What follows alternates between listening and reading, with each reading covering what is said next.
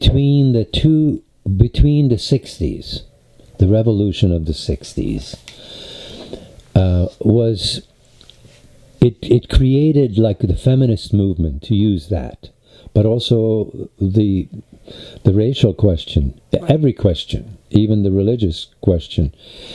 All of these major issues in society and humanity, the feminist movement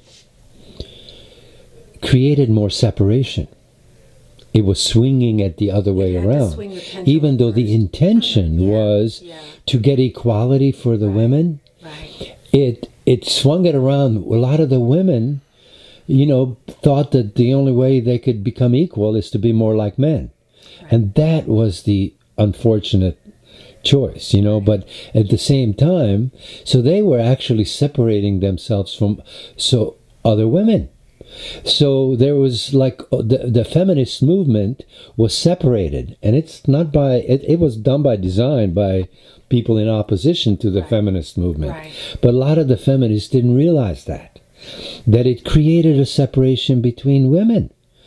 Some would say, those. Some of us were aware of that. I was very involved in the feminist movement. Right. Back so then. To keep from that happening is why I'm raising this subject, is because this movement, we need to be really, all our efforts needs to be to not to have any, any separations, even for women's groups. Right. To have women's groups. It needs to be not so much women's group, but enhancing the true feminine qualities that is marked by loving and caring and sharing and nurturing, the nurturing part of the feminine energy. So that's what we're really working on, is the blending of the equalizing of the feminine and masculine energies. Not harmonizing is a better word. Harmonizing and working together. Yeah. So that brings me to the question of your healing modality. Yes. What modality was your healing? Was it back then or what is it now, or what? How would you describe your modality? Well, it's a good story. I started hearing voices of angels, I think, when I was really little, and they would tell me to do things like go look under the bed, that's where your teddy bear is, and I would go do it, and I thought it was just completely normal. And my mom totally encouraged it, because she said, there's guardian angels, don't worry about that, and by the time I was in high school, my sister and I could telepath pictures to each other. So I've always been a channeler, and I started channeling out loud for people to help them find the origins or original cause of the pain that they were experiencing in themselves. And so it continues to be that. My healing circle is basically the guides coming through.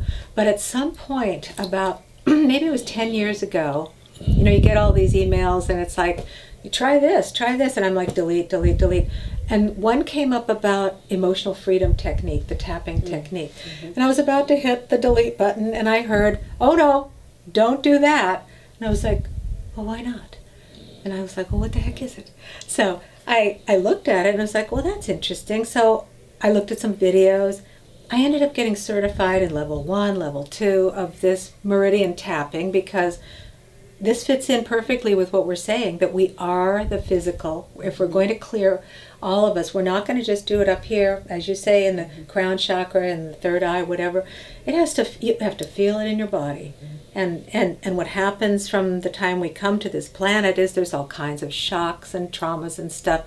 Even if we have fabulous childhoods, we still see something, know something, hear something that impacts us, especially the ones of us who are sensitive. And so I incorporated meridian tapping into my practice, my healing practice. And when I led the retreats in Hawaii for those years, we would go, and I had this beautiful retreat center up as a farm, and a beautiful room to sit in, and people would say what they were there for, what their goal was. They would say, I really want to do something different with my life. We would draw, here's where I am now, here's where I want to go, here's where there might be some blocks. and we would just tap those blocks, you know, and people had major transformations. And then we'd swim with dolphins just to reward ourselves after all that work. But, so that's what I still do. And the meridian tapping, I can't say enough about this EFT, Emotional Freedom Technique, meridian tapping. It's how I have gotten through the shock of the election results and the things that I see coming down. It's like, okay, how am I actually feeling about this? You know, and I don't know if you guys have ever done this work, but it's like, it just drains it out, and then I connect to God's spirit, to the universe, and I've taught it to hundreds of people. I really believe that it works very well because it connects mind, body, and spirit. The way I do it is you bring the light through first, and you work with spirit too. It's not just here on Earth. Yeah, you can't separate it out. No, you really can't. It doesn't work. And you know, there are